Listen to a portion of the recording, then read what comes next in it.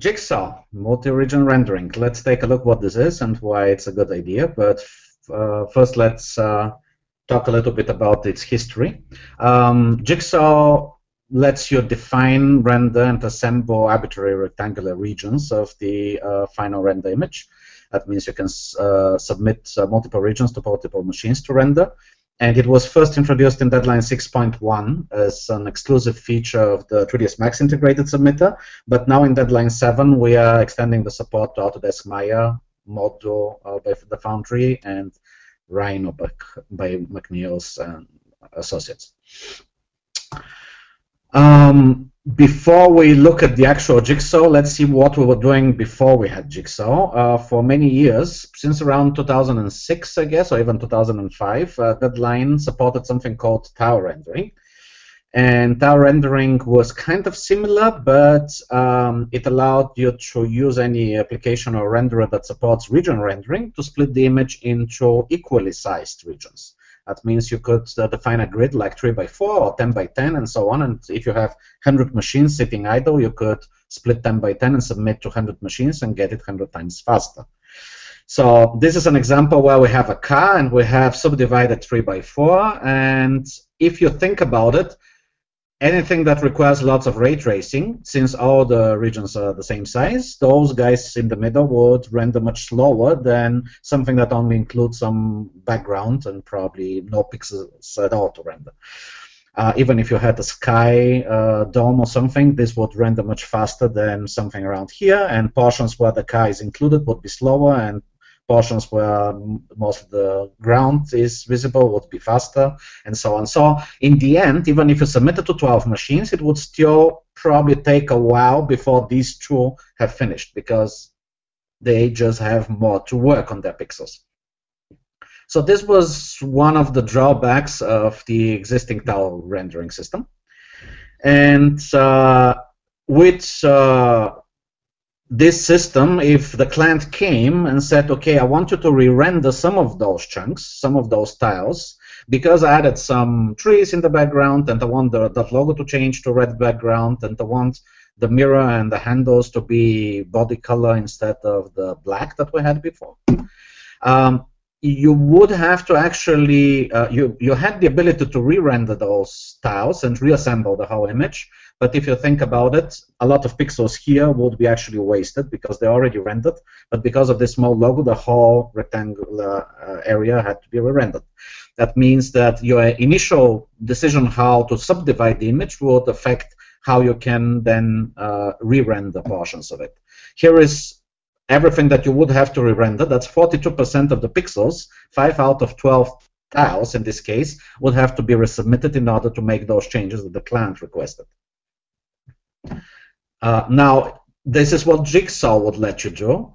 You can cover only 13% of those pixels and pretty much create a region around the mirror, a region around the handle, a region around the trees, and then even subdivide this region into 8 subdivisions. If you change the size, they would all stretch together, but it means that this one region would go to 8 separate machines. Plus the logo has its own individual region, and that means 12 regions would be sent, just like before, but it will be rendering only 13%. And those regions can be composited on top of the previously rendered image, the one with the black mirror and door handles, and with the original gray logo. And that means that if you already rendered a very high resolution image, and then the client keeps on coming back with his changes, you can always re-render those 10% or 13% of the pixels, and in 1/10 of the time you have another iteration and another iteration, and you can keep on changing and adding detail without re-rendering pixels that are already done. So we are using Draft, our plugin to Deadline, as a command line compositing extension for Deadline to do all this. And here is a case where after rendering I might have decided that submitting those trees to 8 machines is an overkill, and I can go with 4, and I can combine those handles and the mirror into only a single region, and then another one here, and that gives me only 6 regions and 15% instead of 13% of the pixels. But I'm just making a different decision how many machines from the farm I really want to keep busy with this specific task. Because startup time is also sometimes long, and it's probably better to just have a single region for these pixels that are close by.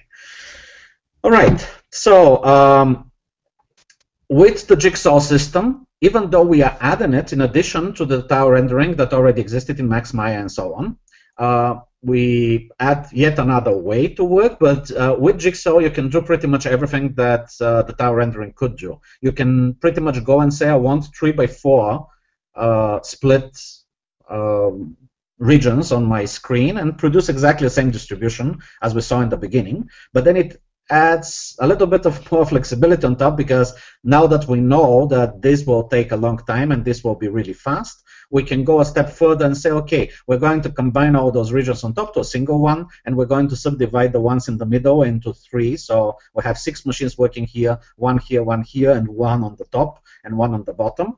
So even though we start with the same grid as before, we actually can adapt our distribution to our knowledge of how long it took to render the previous time, and just tweak the size of the regions to really to get pretty much the idea is to try to get all the machines to finish at about the same time, depending on how much content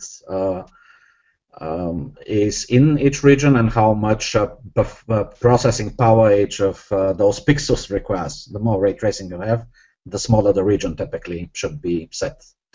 So the typical Jigsaw user cases, before we actually go into looking into it inside of Maya, typically it was actually designed to do high resolution image rendering. That means you have something like 10,000 or 20,000 pixel image, and first it would take hours to render that on a single machine, so it's a good idea to split.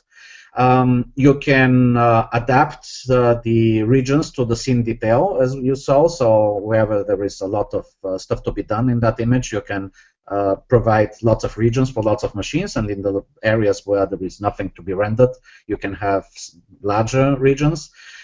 So you can balance the speed and the performance of your render farm, and you're avoiding some memory constraints, because on a typical, let's say, 16 gigabyte RAM machine, you might not be able to allocate 20,000 pixels frame buffer in Max or Maya. So splitting that between 100 machines will actually render only 2,000 resolution, which any machine can handle, and then they get combined in the end by draft, and you get your high resolution rendering without actually sweating.